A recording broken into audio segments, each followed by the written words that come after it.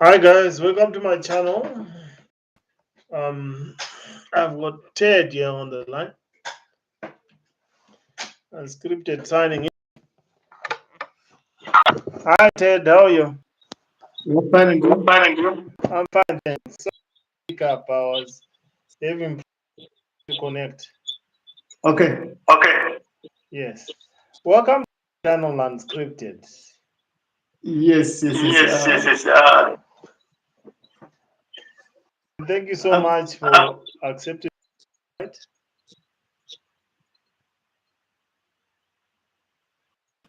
yeah, but Yeah, but you're not you're live. not live. I'm not live. Nope. Nope. No, it says I'm Oh, live. wait. Okay, Okay, yeah. okay, Yeah. yeah. Yes, yes, yes. But I think So, but I one think of the one of the gadgets changing. one of the gadgets now I've got on because I didn't want an echo. Yeah, because I'm Yeah, getting because an I'm echo. getting an echo. Do you how many gadgets have you got on your side? I've got the I've laptop, got but the there's laptop, but it's the this. Oh, okay. So what I'll do is I'll speak first, then I'll allow you to speak. all right. All right. Okay. So mute for now. So good evening, everybody. Good evening, internet. Today I've got one of Malawi's biggest YouTubers. He's known as Ted Quatapela. His channel is Block929, and his YouTube handle is Block9292 at Block9292. Am I correct? Yes. Yes. Yes. So he's just gonna take us through his life journey and his YouTube channel, why he started his YouTube, and where what he hopes to achieve on YouTube. So Ted, I just want to ask you a question. Uh, are you South African or Malawi? Because some people say no, he's Malawi who emigrated. I'm South African who emigrated to Malawi, and he's making it big there. No, No, I'm I am actually Malawi. Malawi. Okay, and can you Yeah, take us through? just Yeah, yes. I'm getting an I'm echo, getting so an echo, so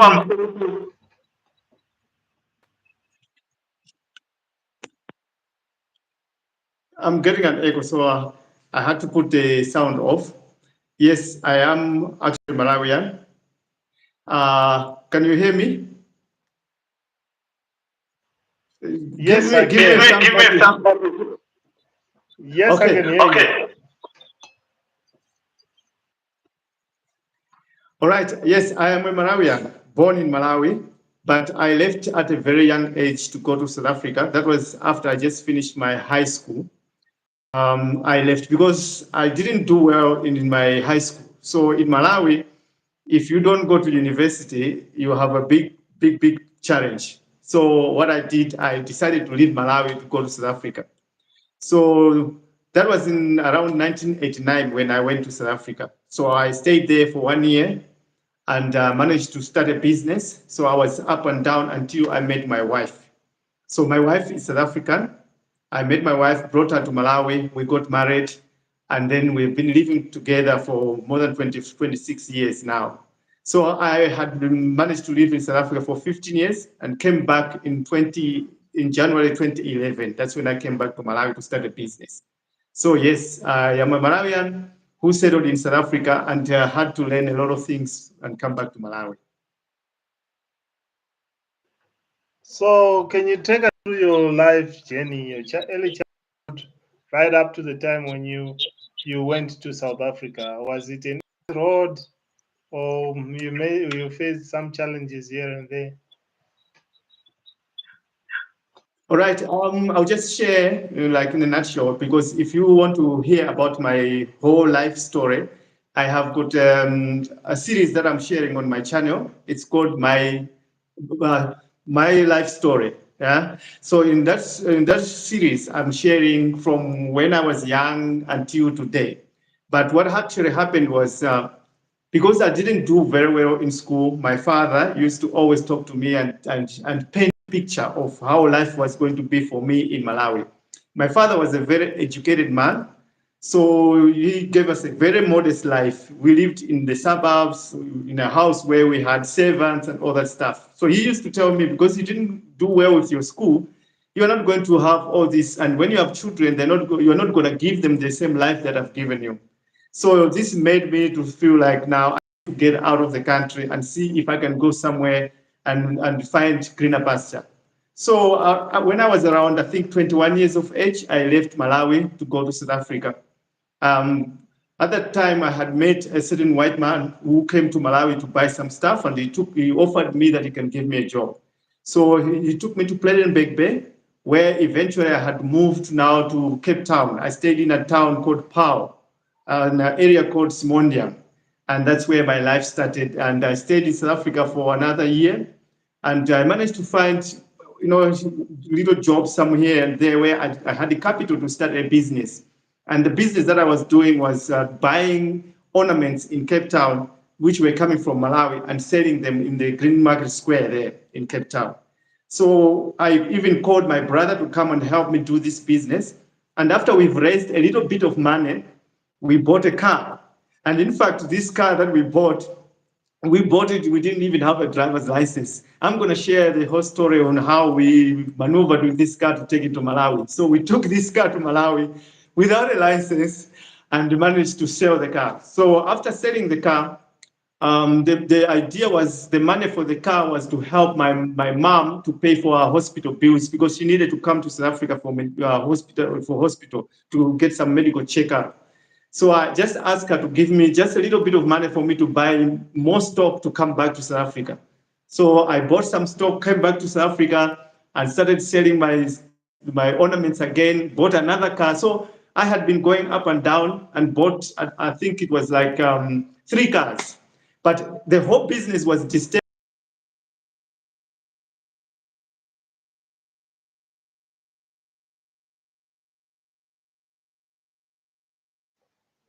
Yeah, you're breaking. You were saying the whole business came to an end when Gacha Butele did. Maybe you can rejoin again. Shout out to Genesis. Can you hear me Sorry? now? Oh, I can hear you. you broke down. You're talking about Gacha Butele. Oh yeah, you remember you had a minister. Guterres became a minister for Home Affairs at that time, and then I think it wasn't Guterres, but it was before Guterres. But there was a minister who came and put up some restrictions in terms of bringing goods to South Africa. So the tariffs were raised. Then it actually almost killed my business. But at this particular time, I had met my wife. We were just boyfriend and girlfriends. And then I had taken my wife to come to Malawi. And then when we came back, we were married. So I started living in South Africa. So I stayed in South Africa for 15 years and managed to get some good jobs. So I had worked for Woolworths. And then from there, I went to work for Grand West Casino as a supervisor. Then I got promoted to become a shift manager and then I to go and work in Kimberley. So in Kimberley with Flamingo Casino, I quit the job to start my own business in transport. Then tried that business, the business failed. I lost everything, ended up in the streets selling cigarettes on the corner of the street. And then lucky enough, I got a job with Fair Deals Furniture as a sales rep, and then managed to move from there to work for Boschendal Wines as a wine advisor. And from Boschendal, I was employed with Nitlingsoff, and which is a wine estate, one of the boutique wine estates. And then with Nitlingsoff, I ended up in Distel as a sales rep. So I had a nice job working with Distel, but I was always thinking of starting my own business. So while I was working with Distel, I started finding out why did my first business failed and other stuff. And then I felt like now I have now fixed everything. Then I quit my job with Distel, came back to Malawi and started the business. And then I started this business that I'm doing now. Here in Malawi, I started a business. I started with a business for construction. I used to buy houses and dilapidated houses, renovate and then sell them. And then I ended up also finding that Malawians were not using cement blocks. And now, me being in South Africa, I had the experience of cement blocks. So I decided to bring this technology here. So when I came from South Africa, I brought with me a manual machine, which I copied here and started educating Malawians about cement blocks. It worked, and people started. And then I started this company where I was now manufacturing cement block machines. I am still doing up to today. So, in a nutshell, that's my life. Okay.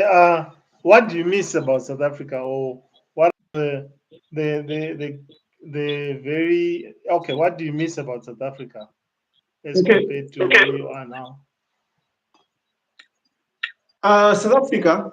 One thing about South Africa was that for me, it was a less stressful environment because in South Africa, everybody knows that if you want to be able to get a job, or if you want to start a business and you want to be successful, you know that you have to do things the right way.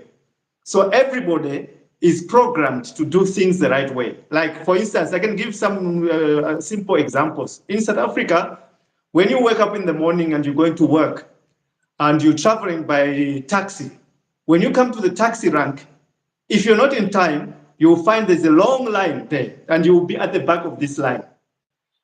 So everybody in South Africa knows if you want to board in a taxi, you have to be in time. And when you are there, you have to stand on the line because it's first come, first serve.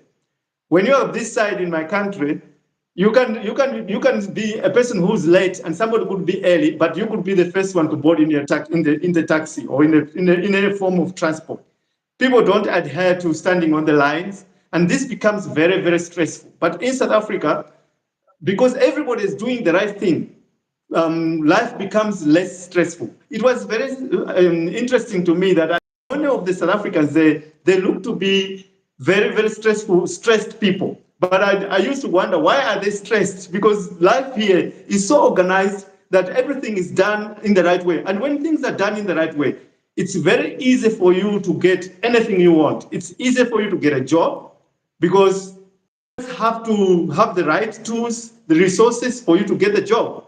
When you come to my side, you can have good education. It will be very difficult for you to get a job because sometimes maybe because you don't know somebody, you have to know somebody to get a job. In South Africa, you just have to prove that you're good at what you're doing. You will be able to get a job. So these are the things that I miss in South Africa. Besides that, South Africa, when you want to get a job, it's very, very easy because once you are called for an interview, you know you are guaranteed that you get a job. It's just a matter of you proving yourself. This side, you might get an interview, you might be good, but they might already have the person that they want to employ. You see what I mean? So, and another thing is when you're looking for, say you start a business and you're looking for resources for your business, in South Africa, it's very, very much easy.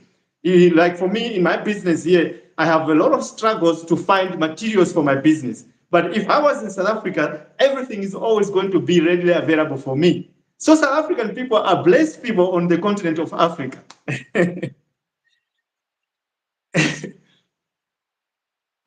And what about crime? Because I hear the Cape Flats, there's a lot of crime there. How did you navigate that? And did you Um, experience any corruption of any sort? Okay, in my time, to tell you the truth, crime never really. I only experienced crime one time. That was before I met my wife when I was doing my business. I remember I used to bring stuff from Malawi. So I had a customer who was buying, it was a shop in Stellenbosch. They used to buy curios from me. So this particular day, I went to deliver my curios. So when I delivered my curios, I was going back to Cape Town, wanted to board the train. Now, when I came to the station, I was very stupid because I wanted to buy something in the shop. So I pulled out my wallet and went to buy something in the shop. And when I managed to buy, I put my wallet at the back of my pocket. So I'm sure there was the criminals, they saw me that I had money and I was putting it in my back pocket. So when the train came, everybody was rushing to get into the train. So I got in the train, turned around, and it was very full. So I was right there by the door. And these guys, there were two, one on the left-hand side, one on the right-hand side. And then the next moment, I just felt somebody touching my pocket. And when I turned around to see who it was, and these guys, they just, like bumped me like this and said, shh. So I looked at these guys, but the train was so packed like this. And there were four of them. Two were standing on the doors, they are like forcing the doors that they don't close. So they're standing there, and two are with me. One has taken my wallet. And also, by the time I was passing, this one who was pulling my wallet he was shifting my wallet and passing it to the other guy. And the other guy took. So when I wanted to say something, the one just said, shh. And I just shut my mouth. And then the train started picking up, and they all jumped out of the train. That's how I lost my money. That's the only time that I was robbed in South Africa. But besides that, I've never really encountered any criminals in my 15 years that I was in South Africa. No, thanks a lot for that. I'm sorry to hear that you had a mishap there. Yeah, sometimes.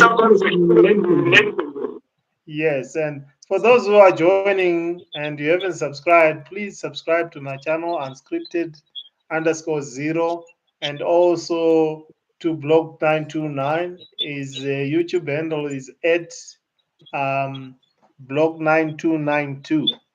I'm correct, right? Yes. Yes. So moving on. How did you when did you decide, no, look, enough is enough, I need to go back home and build Malawi, so to speak, because I've seen you've done a lot of work there. Yeah, so my last company that I worked for was Distel.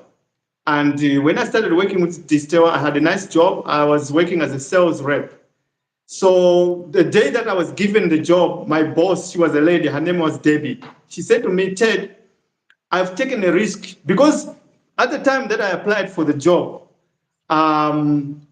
it took almost 2 weeks before they could give me feedback to say I've got the job or not, because this was an internal job. I was working for one of the subsidiaries of Distel, but now Distel was like the bigger part of the company. So this woman, because I did very well in the interview, she decided to employ me. But now she had to convince the management in the head office in Johannesburg that she was taking this Malawian to be put in a CBD in Cape Town, to be selling wines in Cape Town. So there was a lot of discussions with her, because they were saying to her, you're taking a risk, because we don't feel that this guy can be confident enough to be in doing selling the wines in CBD. So after 2 weeks, they gave up and they allowed her to give me the job. So the first day that I started the job, she said to me, Ted, I've taken a risk to give you this job, but I know you can do it. The only advice I can give you is to treat your area as your own business.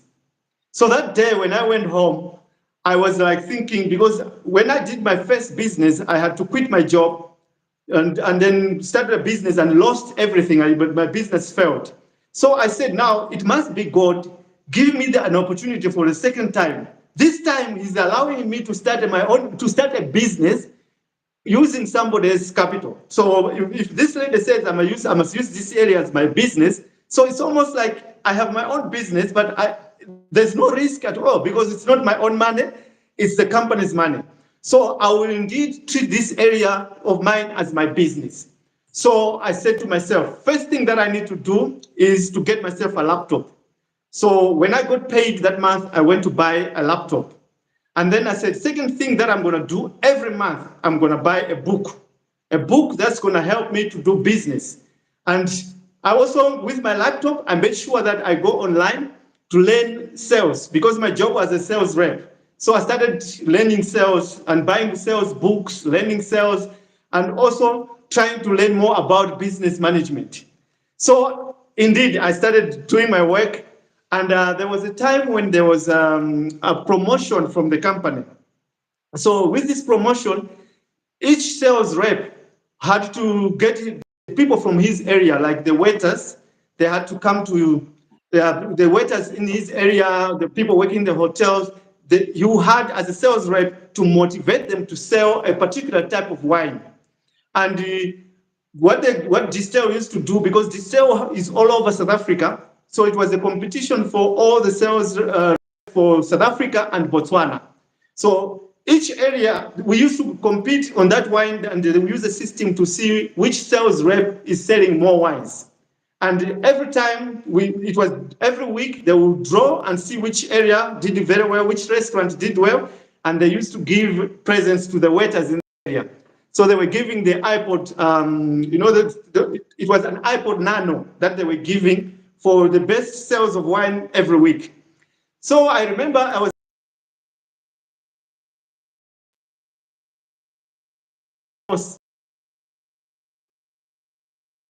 to my area, and they said, "Why do you think like that?" I said, "Because I am doing a training for waiters. I'm teaching them how to sell wine, and I believe that they will sell more wine than any other area." And it happened. Up to a point where, when the promotion was going towards the end, people started complaining that all the iPods are going to Western Cape. Why are all the iPods going in Cape Town?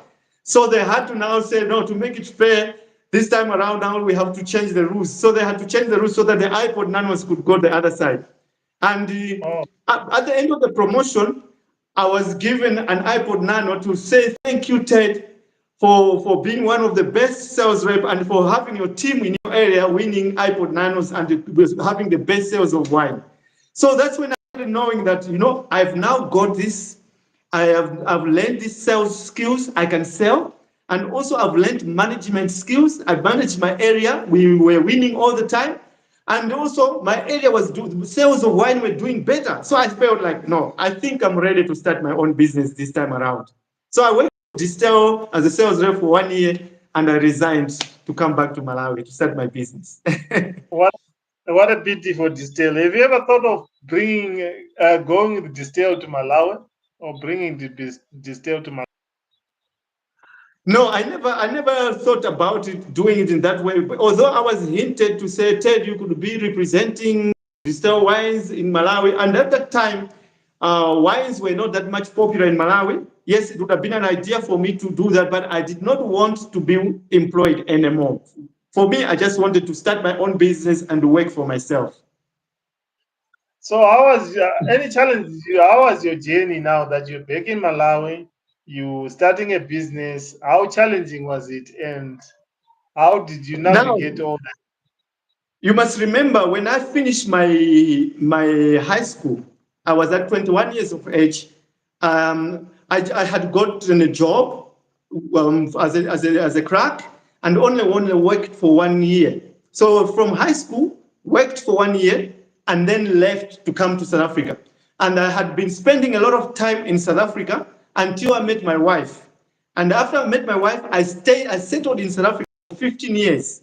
Now you can just imagine, when I came back to Malawi, I was now a different person because I had never worked in Malawi. I had never experienced the politics in the work environment in Malawi. So the only thing that I knew in my head is the lifestyle of South Africa.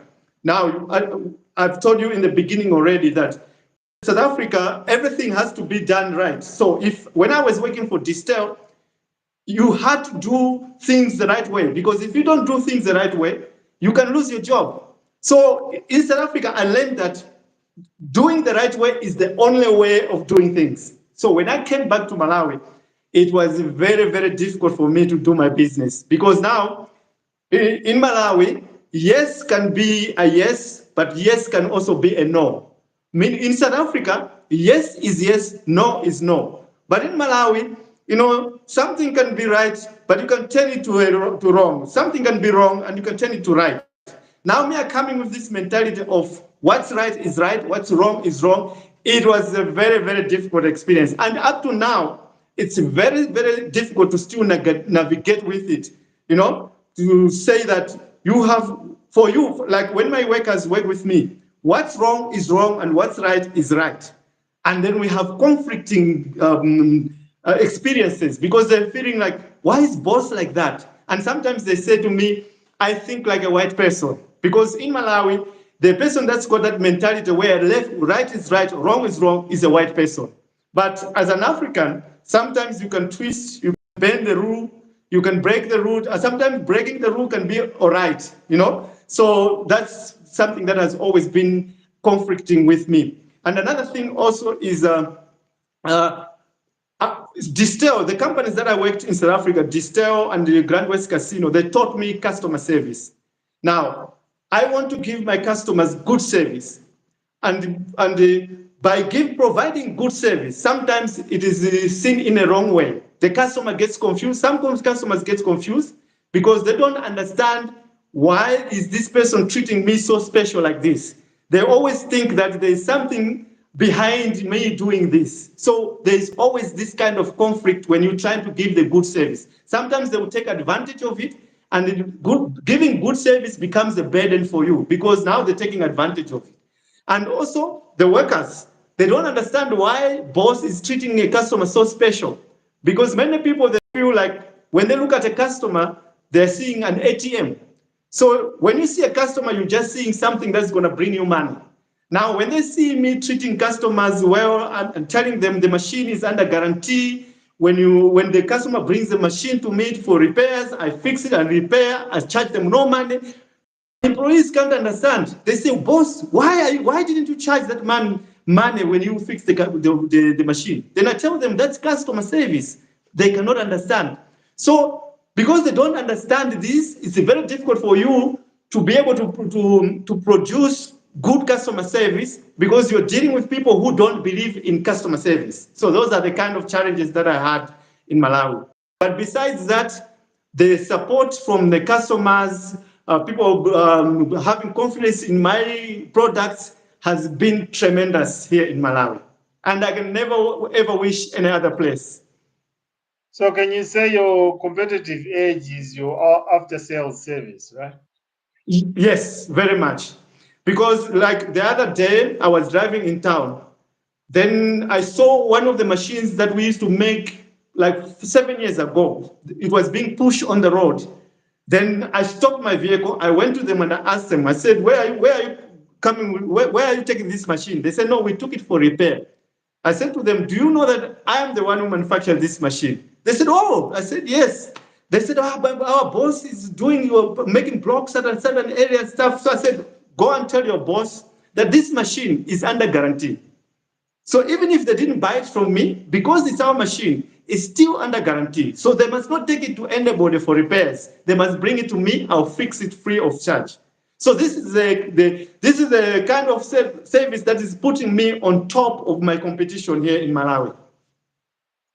So how are you changing the narrative when you're told that in Malawi sometimes there's a conflict of interest? A wrong Yeah. might mean no and a no might mean a yes. How are you changing the narratives, or how are you helping change that narrative to make Malawi more efficient and good for business, so to speak?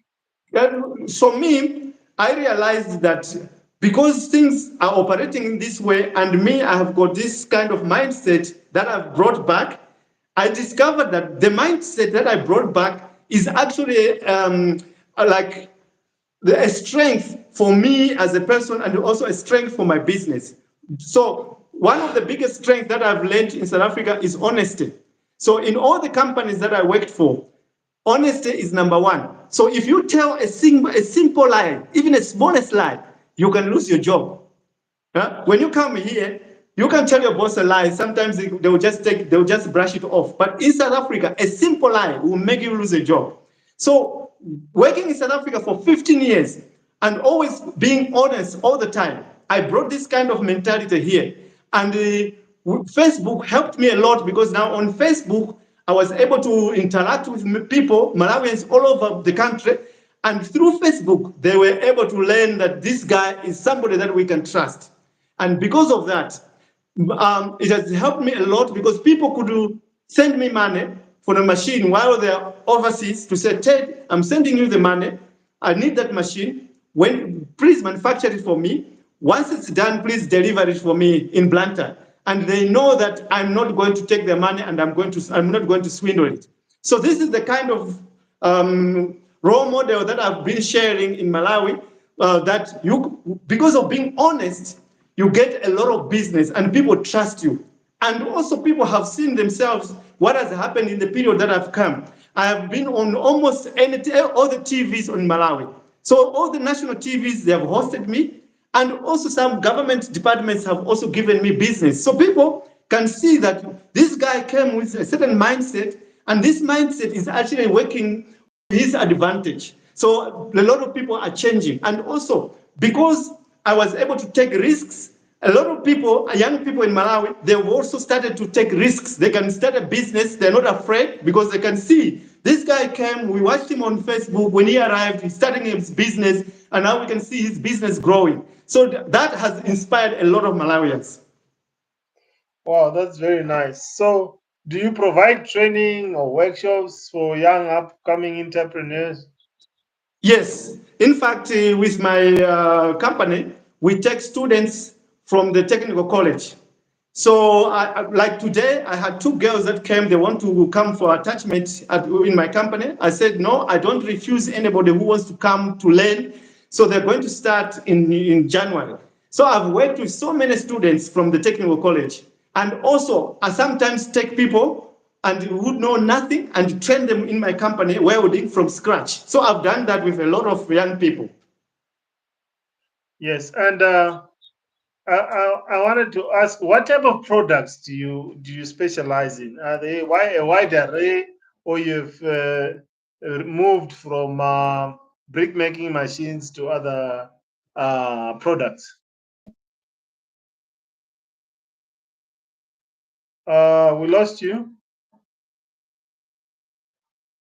Um, yeah, you back on. Yeah, so you can continue. We had lost you a minute. Oh, no problem, no problem. So I was saying, what type of products do you offer besides the All right. brick making? Okay, so what happened was when I came in Malawi, like I told you, I was doing in construction. I was buying houses and renovating them and selling them. And then there was a lady who was living in South Africa.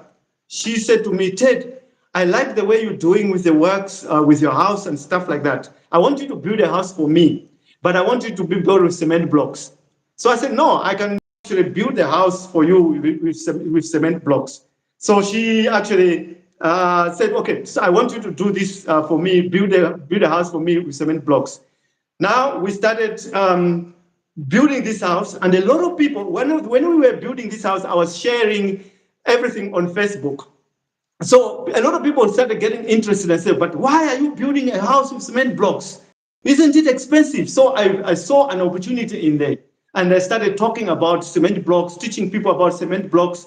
And then eventually, when people started to buy in, they started demanding, they say, okay, we need the cement blocks, but how are we going to get it? That's when I decided to copy the machine that I brought from South Africa and then started selling it. So from then onwards, people started giving me orders to buy my machines. Then people saw the way that I was always being innovative. When they ask me to do something, I'm able to do it. And then people started asking me to do so many things. So somebody will ask me to make a pump. They will say, Ted, can you make a pump for us? Then me, I would just say, yes, I can make it. And then they'll say, okay, how much? Then I'll figure out the price and they say, okay, give me a deposit. They give me a deposit. Then I'll go sit down to figure out how to make a pump. And when I make a pump, I put it on Facebook. I show people I've made a pump. And then people started knowing me as somebody who's very innovative, who can manufacture anything. So in my business, I manufacture cement block machines. And recently, people from the agriculture industry have asked me to make some machines for them, like soya threshing machines, maize threshing machines. I also make those ones. So we are focusing on the construction and also in the agriculture industry. I noticed. So are you into mass production? Sorry, we had lost you there. I'm just waiting. Shout out to everybody. Please subscribe to our channels while I wait for Ted Block 929 to join us. His handle is um, Block 9292. So it's at Block 9292. And my YouTube handle is at um, at um, at unscripted_0. So please give the video a like. A shout out to TC Style Adventure. Thanks a lot for coming, and for Genesis GO3P. He also has a YouTube channel. Please go out there and check out a very interesting and exciting channel, and subscribe. So okay, so you were talking about cement blocks, and we lost you there. Yes, you can Yeah. continue. Where did you lose me? Uh, yeah. I was asking. Do you also? I saw in one of your. Are you into mass production? Because I saw you make a lot of machines from tractors, and at one point Yes. in time, you yeah. Okay, you can continue. Okay, what I've done is that when I came back to Malawi, I asked myself, what kind of business can I do in Malawi? And many people that are doing so many types of business. If somebody is doing welding, they're making windows, they're making doors, they're making burglar bars. So me, I said, no, I don't want to be doing this kind of business where if I want to go into, let's say, supplying meat, I must do a butchery that everybody else is doing. I said to myself, my country is known to be the poorest in the world. Now, for it to be known, because it is known to be the poorest in the world, it's because there is a lot of challenges. So the challenges that my country has got, they are actually opportunities. So for me, I said, my business is going to solve challenges. So I will find solutions to the challenges that we're having in my country. So that's when the machine came, because I saw they were always complaining about the trees being cut and people because they're using bent bricks. So I said, but if I can introduce the cement block machine to the country, I will have a big market for it. So that's when I started talking about cement blocks, and then now I manufacture the machine. Right now in Malawi, there's only one guy who's also manufacturing the machines like the way I'm doing. And this guy used to be a student in my company. So you can just imagine the country of 20 million people. There's only two companies that are manufacturing cement block machines. So that's a big, big market. I realized that the moment I start focusing on solving challenges, I won't have competition. Like now, the tractor that I'm making, there's no other Malawian who has made a tractor. I'm the only one who has made a tractor. So I said to myself, I need to be solving the challenges, because there are challenges because there are no people who are solving those challenges. Now, if I go into solving those challenges, I won't have any competition. Now, when you have no competition, just imagine making cement block machines without competition. My only competition right now is the Chinese company that brings the machine here. And it's not competition at all for me, because me, I can give exceptional service to my people than the Chinese company, because I'm giving my machine lifetime guarantee. So once you buy my machine, for as long as I'm alive, that machine is under guarantee. So even if after 10 years you bring it, I service for you free of charge, because it's got lifetime guarantee. The Chinese will never do that. I offer training. The Chinese never do that. I also offer, whenever a customer, let's say a customer buys the machine to use it in the construction. Now a customer is asking him, I want to build this house, how many blocks do I need? If he can't calculate, I tell my customers, just ask me, I'll help you to do the calculations. So I'm helping my customers doing their calculations for their business. So there's nobody who's doing that. That gives me a competitive edge. And with the tractor, have you? How many have you produced, and what's the take of them? Are people buying, or have they adapted to your tractor? No, the tractor is a bit of a challenge. I need support for the for the tractor, and I also need some funding for the tractor. So at the moment, it's in development stage. It has taken me 6 years to reach the stage that it is at the moment. So it's a big challenge. And for me to, you must understand, it's a industry that I'm going that I've never attempted before. So I have to invest a lot of money in it. So what I do, whenever I've got extra money, I invest in the tractor. So there are a few things that I still need to perfect on the tractor. I was given an opportunity to present my tractor when the president came to host the World Innovation Day. So my tractor was there. So my president here in Malawi saw my tractor. And we had even an interaction with him. So I'm waiting that one day I might get some kind of support, because the kind of support that I need is to be given the guarantee that once I finish the tractor, I'll find the market for it, and the market is going to be readily available, because the government is also pushing us Malawians to go into agriculture machinery, like agriculture mechanization. So if they're doing that, I'm hoping that one day I'll get that support where I'm going to be given business with my tractor. So we have done some tests with the tractor. There are a few tests that we need to do. Like now we can plow, we can till, but there are other things that I need for you to be able to plant seeds, for you to be able to spray chemicals. So there's still work to be done. Okay, and then coming back to your business, have you Yes. diversified? Because I remember you also showed us on one of your channels where there was a farm there. Is it yours? Have you diversified, or it's you just into manufacturing? Have you diversified into agriculture, for instance? Okay, the challenge in Malawi is when you're talking about diversifying, it means that I have got this manufacturing business. Now I can diversify to start an agriculture business. The moment I do that, then I'm going to kill this business, because the challenge that we find in Malawi, if I compare Malawi with South Africa, in South Africa, when I was working in the casino, when we Excuse me, were man. given instructions to say, okay, when you come to the casino, when we used to arrive at the casino, the first thing that we used to do was to report in the key issue office.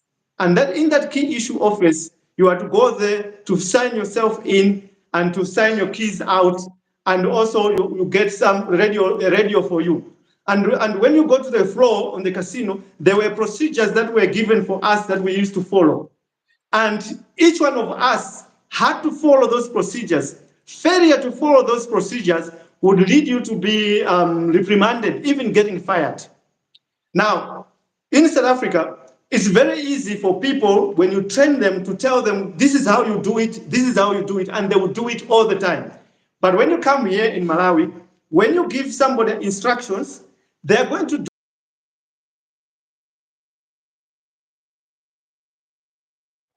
Yes, you sticking there. I can't hear you. Yeah. So don't forget to subscribe to the channel, guys. Give a video a like, the stream a like. So you were saying when you give someone a job in Malawi after 3 months. You check again, you find everything has changed. They're no longer doing what they're supposed to do. So now it means if you're going to be diversifying, you will face a lot of problems.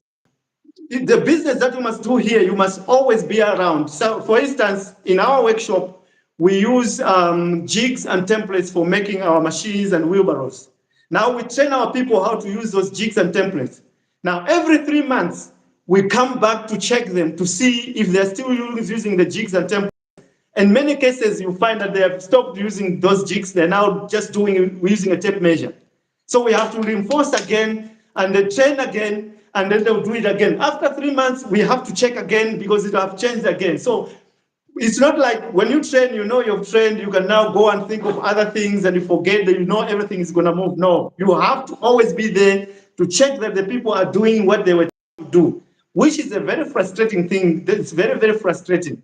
So diversifying on my stage would be like suicide. And do you hope to grow your business? Yeah, I've always wanted to grow my business, but now there's a lot of challenges, because the economy is always going sinusoidal all the time. So when you are reaching at the top, the next moment you find yourself, you are at the bottom again. You reach at the top, the next moment.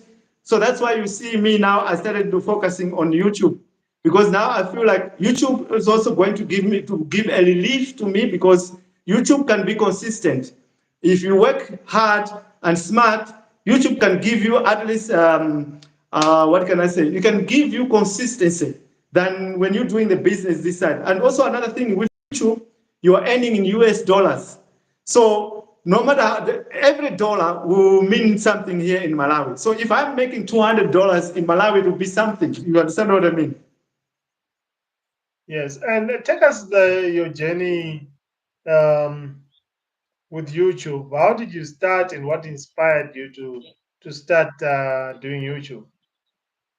YouTube, I was just using it for my research. So most of my stuff that I'm doing here, making the machines, I've learned from YouTube, because myself, I'm not a qualified engineer.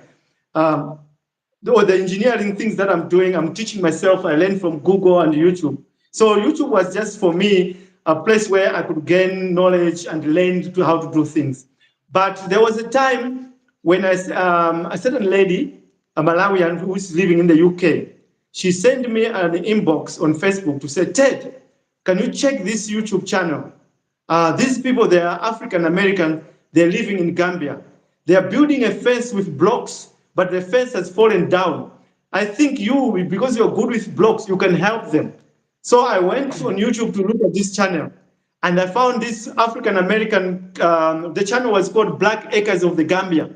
And this Yeah. African American family, they had built a wall, and the wall had fell down. So I started commenting on that post and giving advice and stuff. So a lot of people started interacting with me. Then I felt like, this, let me do more research. Then I found that in Gambia, there were so many African American who had come to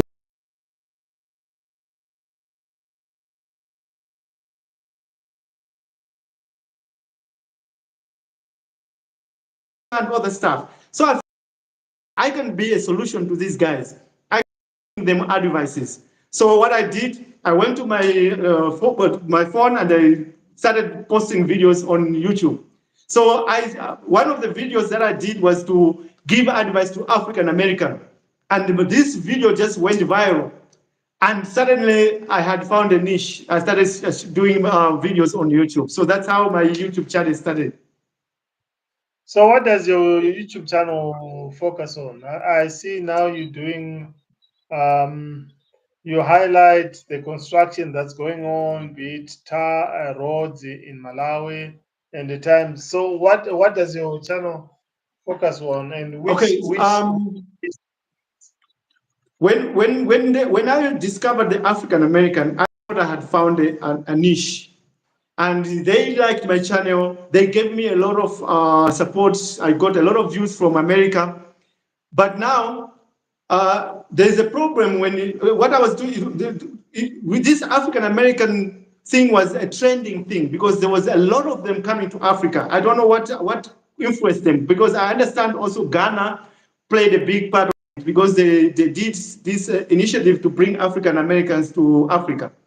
So I was enjoying very good views from America, the UK, but when the African Americans came to Africa, they had settled, they experienced this kind of tough life in Africa. Many of them started going back. And also, many African Americans who were interested to come to Africa kind of lost interest. Now, this thing is no longer a vibe anymore.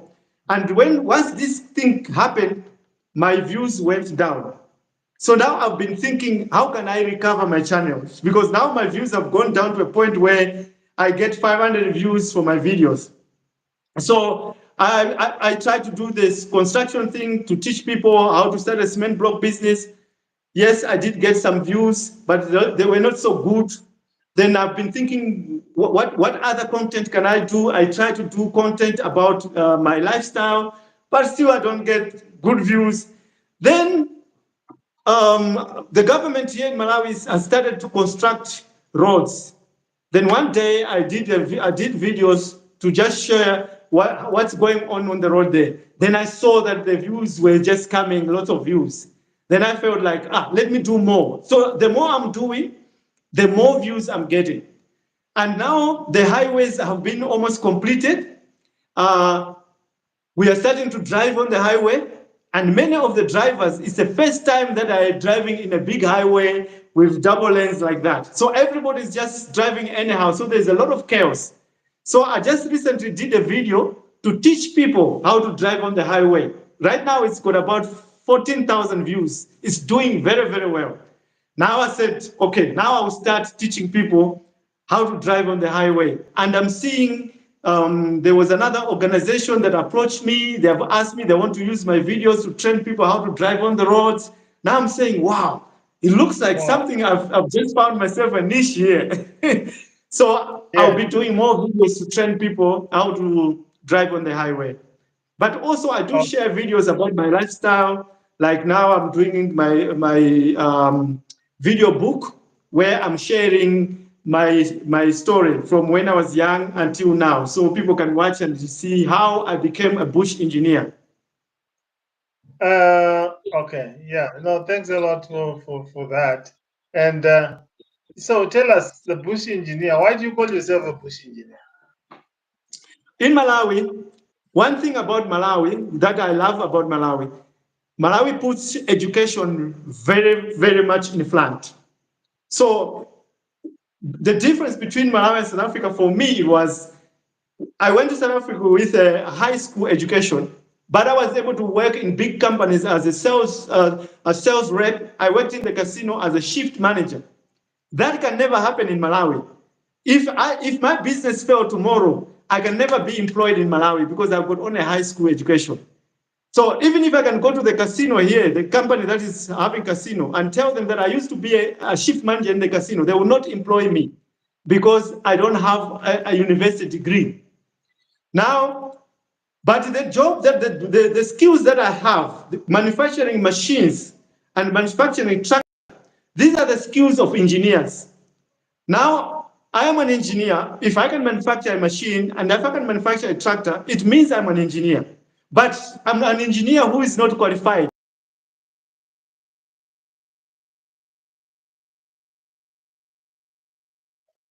Yes, we're breaking, just waiting for Ted to reconnect.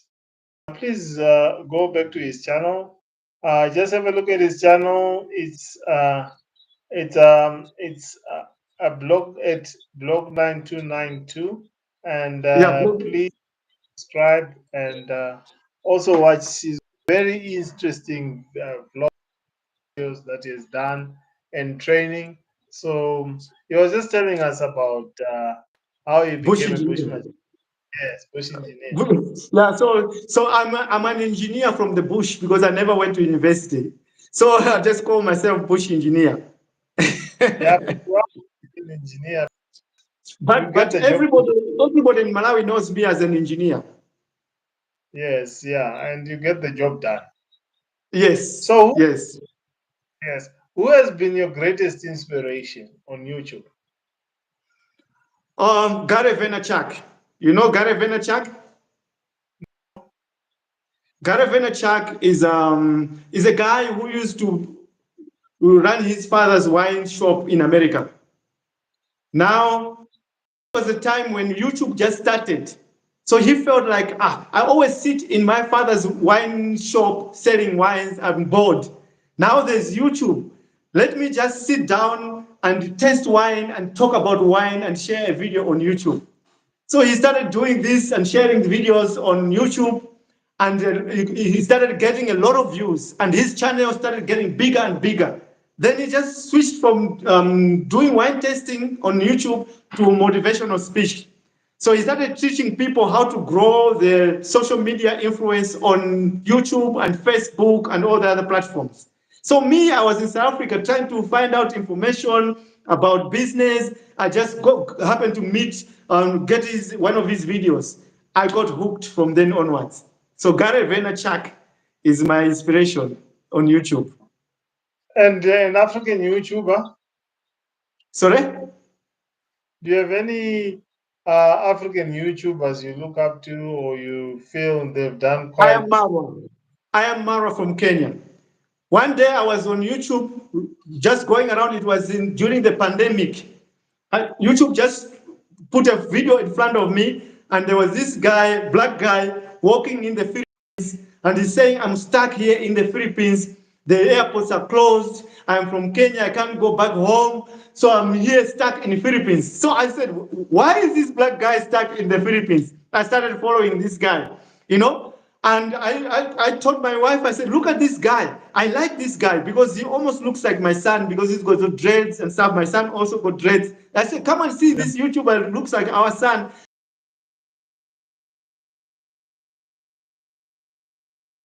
Uh, uh, we're just waiting for him to join. Please give the video a like. We see that we got two people watching. Try to share the live so others join. Yeah, so I'm just waiting for Ted to to to join to reconnect. Hopefully, anytime soon. Shout out to TC Lifestyle Adventures, Genesis, and um, all those that are watching.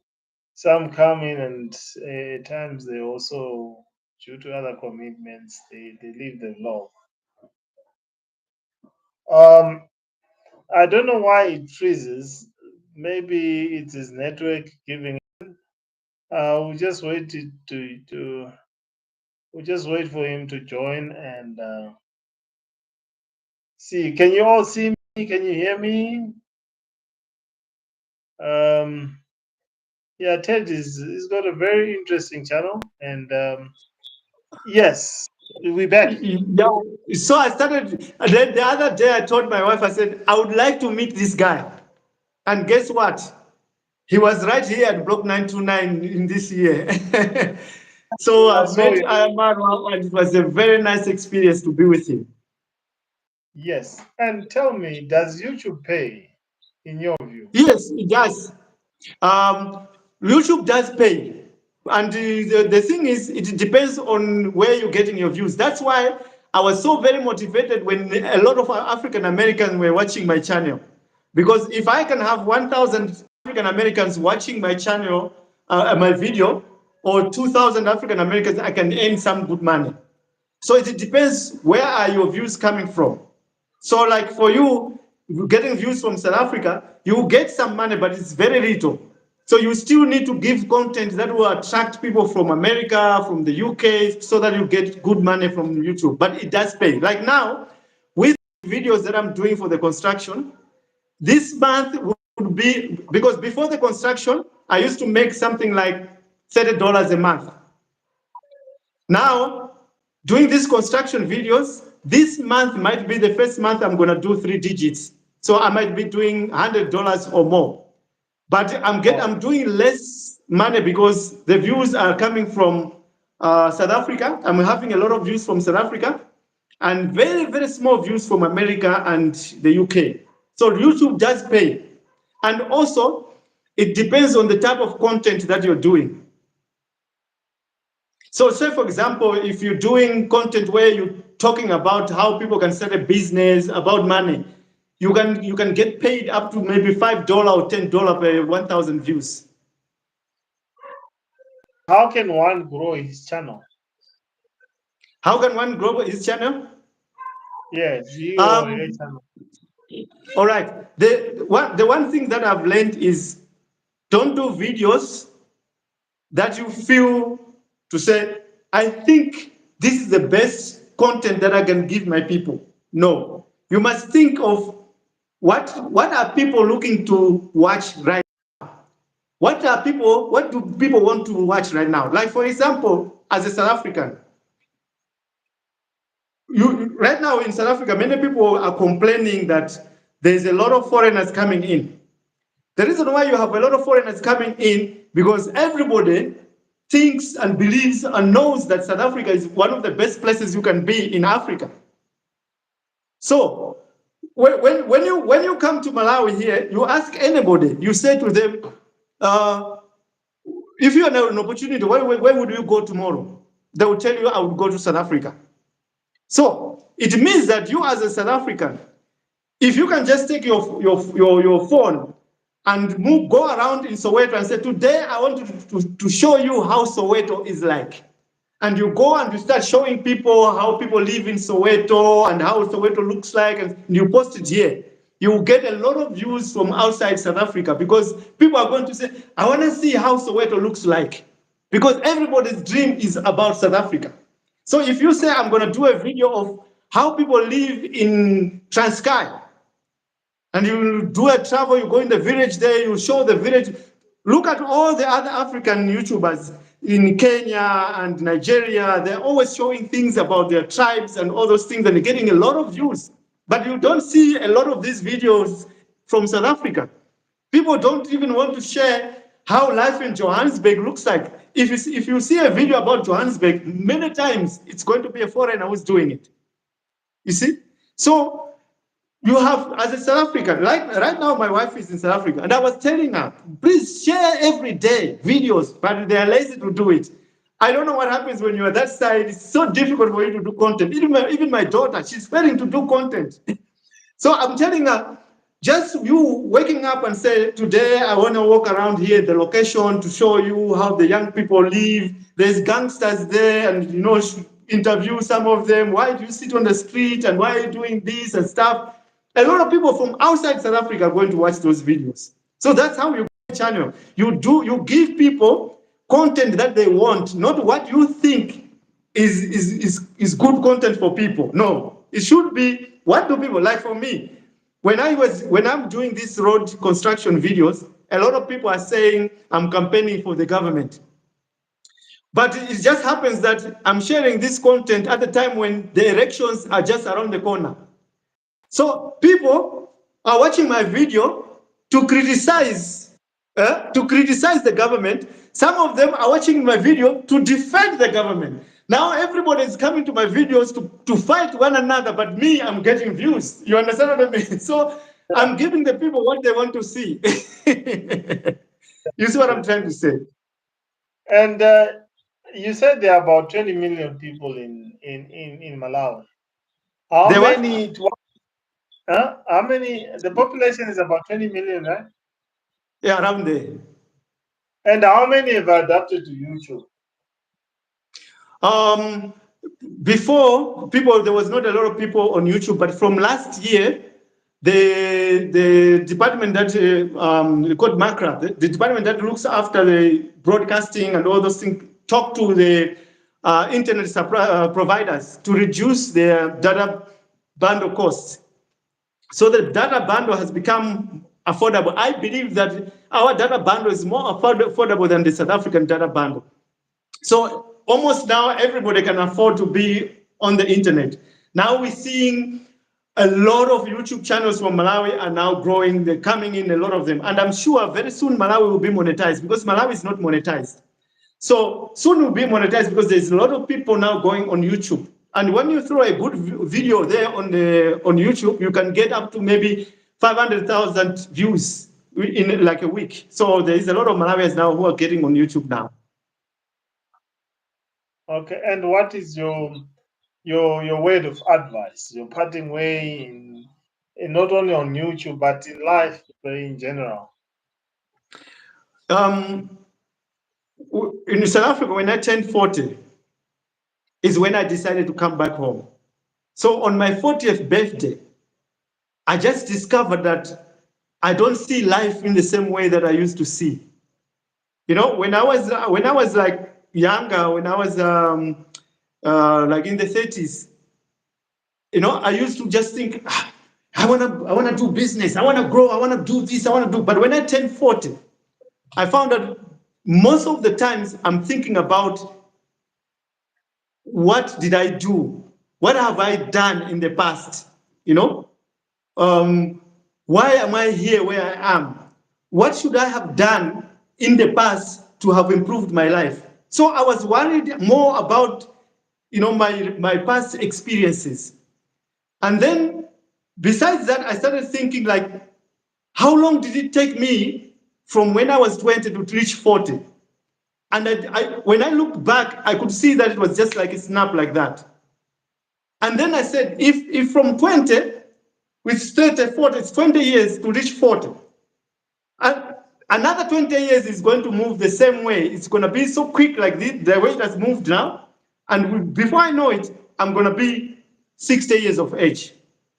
So I'm late. I don't have a proper home. I don't have enough money for me to look after myself when I retire. So what must I do? That's when I started thinking, no, I need to fasten myself so that when I reach 60, I have got, what can I say? I am better off. And another thing that I discovered is that you only live once. So instead of just always sitting around and stressing yourself and bothering yourself in your life, just enjoy life. Yeah? Enjoy life. Find out what is it that God, because each and every one of us gave us a skill. God gave us a skill that we should, like it's like I always say, God created the earth. So every time I used to walk outside, I would see a mango tree. And I would say, but God created the mango tree. And he created it for a reason. Because you find monkeys, they'll go in that mango, in that tree, and they're going to eat those mangoes. But the mango, when the monkey take the mango, he's going to go somewhere and he's going to throw the seed on the ground. And the seed is going to grow again. One day that tree is going to go old and fall down, but there will be another tree that has grown up. And then we have a river that is just flowing all the time. And then you find animals, they go there, they drink in that river. There's the rain that falls from the sky. When the rain falls, then you find the plants are growing. So there's nothing that God created on earth that has got no purpose. So he created human beings. Some of them must be giving other people confidence. They must advise other people. Some people must protect their people. So before the white people came to Africa, we used to have a village. And in that village, we had a chief. And that chief had his deputy. And then he had the ministers. There were some people who were responsible to help people when they're sick. They were called sangomas. There were some people who were responsible to protect the tribe, who were soldiers. And there was even a soothsayer who was advising the king and seeing the future and predicting the future. So the system that we have, the government system we have today, it was there already at that time. So God knew that each one of us must have a skill, whether you're going to be protecting the people, whether you're going to give advice, whether you're going to be a sangoma, or whatever you are supposed to be. But what God didn't do is to say, Ted, I want you to be an innovator. You're going to help people get what they want. No. He wants me to find it myself. So how are you going to find it? It's something that you can do. When I'm working in the workshop, I work here Monday to Sunday. Yeah. I work from the 1st of January to the 31st of December. I never get tired. I never get bored. That is when you know that what you're doing is what God created you to do. So if you find your passion, something that God created you to do, that means you're going to live a meaningful life on earth. Because you're not going to do it for money. You're going to do it because you love it. So the best way to live on earth is to never work for money, but to do what you love and then get rewarded with money. So that's the advice I can give. No, thanks a lot. And I wish we could continue, but this is my first it's live, so I'm still learning. And thank you so much. You did help me a lot, and you are a very good person to do a joint live with. Hopefully, one day you invite me to one of your lives. No problem. I'll also try to see if I can visit you. You said, where are you staying? In Johannesburg. Johannesburg, yeah. So when I come to South Africa, I would like to come and visit you and see you in person. But thank you very much for giving me the opportunity to be on your channel. And for those who are watching, my YouTube channel is Block929. So come there to see and subscribe, to also see what I'm doing there, my lifestyle. I'm sharing a book of my life where you can learn how I became a bush engineer. And if you got a YouTube channel, you want me to be on your channel, no problem. Anytime, just let me know. I'll come and then I'll be there on your channel. Thank you. Yes, and don't forget to visit my moderator's channel. Her name is Genesis, and you can see on the screen there it's GO3P. That's a channel Okay. you can. Oh, Yes, okay. GO3P. Yeah. Is that your channel? that's her channel. Yeah, no, that's my moderator's channel. Oh, okay. All right. Okay. All right. All right. That's great. I'll go and check Okay, it. yeah, and Yeah. hopefully she'll also host you on her channel. Yeah, that would be great. Thanks a lot, Genesis, for being a part of us and all those people that joined. Hopefully, some people will watch this in days or even years to come, and we'll just share it. And I'll make sure that I put my thumbnail because I was in a rush. Yeah. Okay. Say hi to your Thank you. family and your wife and everybody. Also, greetings to your family that side too. Thank you. Okay. Thank you so much, viewers. Unscripted signing out. Thank Let me you. see. Yeah, let me. So I'm ending this stream now.